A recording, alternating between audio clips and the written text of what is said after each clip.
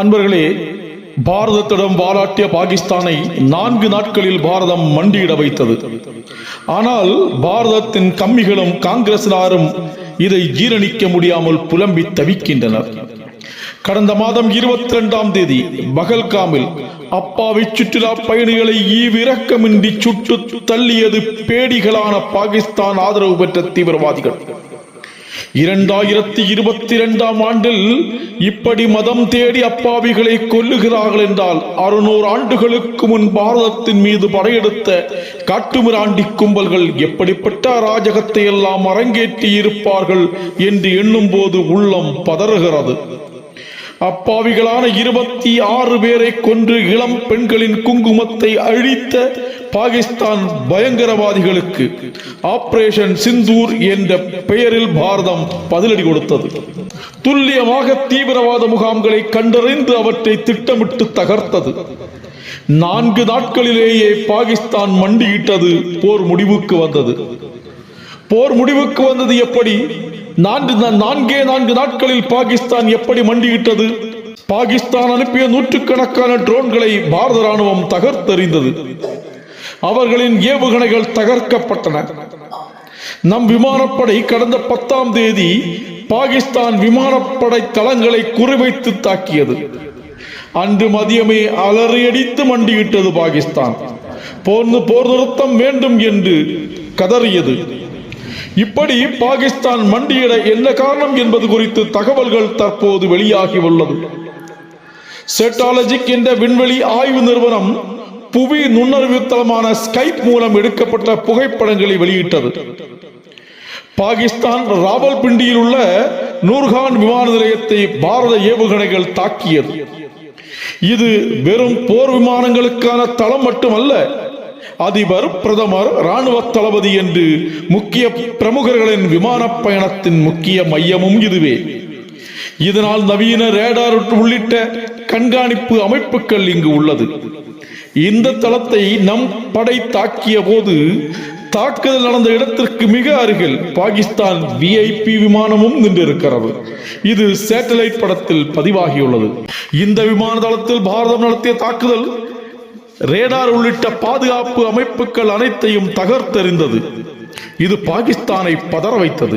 தாக்குதலுக்கு பிறகான எல்லா செயற்கைக்கோள் படங்களும் நம் விமானப்படையின் துல்லிய தாக்குதல்களை காட்டுகிறது. எந்த விமானப்படை தளத்திலும் இலக்கு தவறவில்லை. இதனால் தான் 4 நாட்களில் பாகிஸ்தான் மண்டியிட்டது.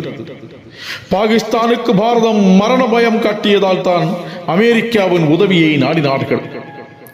அமெரிக்க ராணுவ அகாடமியில் நவீன மற்றும் தற்கால போர்கள் குறித்த தகவல்களை திரட்டி வரும் மாடர்ன் வார் இன்ஸ்டிடியூட் அமைப்பின் நிர்வாகி ஜான் ஸ்பென்சர் அளித்துள்ள அறிக்கையில் ஆபரேஷன் சிந்தூருக்கு மகத்தான வெற்றி கிடைத்துள்ளது.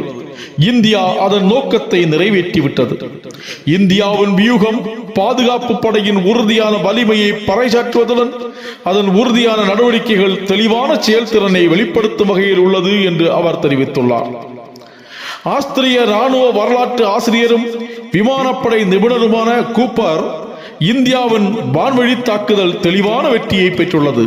பாகிஸ்தானால் தகுந்த பதிலடி தர முடியவில்லை. கடுமையான இழப்புகளை சந்தித்த பிறகு பாகிஸ்தான் சண்டை நிறுத்தத்துக்கு கட்டாயப்படுத்தப்பட்டுள்ளது. இது இந்தியாவின் தெளிவான வெற்றி என்று அவர் தெரிவித்துள்ளார். நியூயார்க் டைம்ஸ் பத்திரிகை தாக்குதலுக்கு பின்னான சேட்டலைட் படங்களை பதிவிட்டு இந்த போர் பாகிஸ்தானுக்கு பெரும் சேதத்தை ஏற்படுத்தியது என்று தெரிவித்துள்ளது. தங்கள் பொருளாதாரம் தகர்ந்துள்ளதாக IMF-இடம் கூடுதல் உதவியை நாடியுள்ளது பாகிஸ்தான்.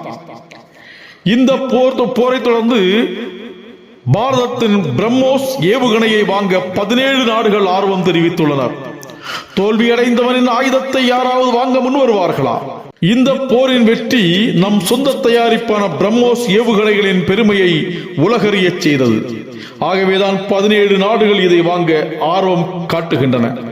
இப்படி பாரதத்திற்கு கிடைத்த வெற்றி இங்குள்ள காங்கிரஸ் கம்மிகள் மற்றும் பாகிஸ்தான் ஆதரவு தேச விரோதிகளால் ஜீரணிக்க முடியவில்லை. போருக்கு முன்னால் எதிரிகள் தாக்குதல் நடத்தி இத்தனை நாட்களாகியும் பதிலடி கொடுக்காமல் வாய்ப்பேச்சு பேசிக் கொண்டிருக்கிறார் மோடி.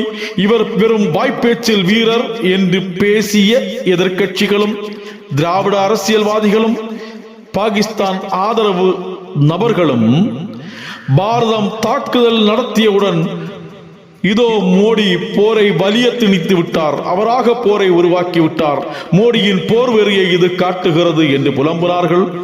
பாகிஸ்தானை மண்டியிட வைத்து போர் நிறுத்தப்பட்டவுடன் மோடி அமெரிக்காவிடம் பயந்து போய் போரை நிறுத்தினார்கள் என்று புலம்புகிறார்கள்.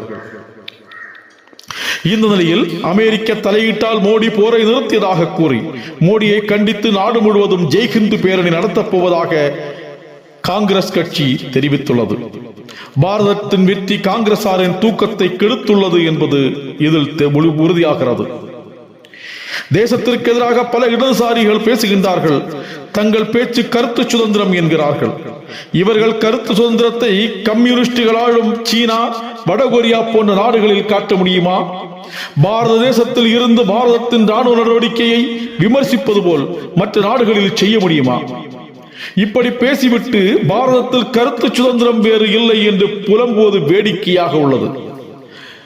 பாரதத்தின் பெருமையை உலகறிய செய்த மோடியின் கரங்களை வலுப்படுத்துவது ஒவ்வொரு தேசபக்தர்களின் கடமை.